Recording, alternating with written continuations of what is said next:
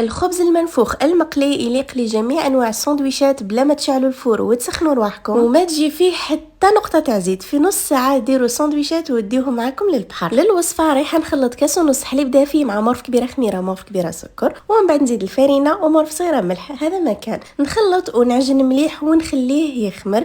العجين ما نديروش فيه الزيت لانه رايح يتقلى هكا باش ما يجيناش مزيت. نخليه يخمر ونجي ندير لاصوص الحاره، نخلط صفار بيضاء مع فص ثوم الزيت الهريسه ملح فلفل كحل وشويه فرماج ونطلعها حتى نتحصل على هذا القوام. ونروح نقلي البطاطا نتاعي كيما تقدروا ديروها في الاير فراير، ونرجع للعجين اللي كان خمر نقسمه ل10 كريات متساويه، يعني هكا راح تخرج لكم 20 ساندويتش. نخليه يخمر شويه ومن بعد نفتحوه بالحلال ونفوتوه في الحليب ومن بعد في الجنجلان ومن بعد ديريكت نقسموه على زوج ونفوت نقليه في زيت سخون على نار متوسطه هكا باش ما يتحركش ورايح يتنفخ لكم مباشره.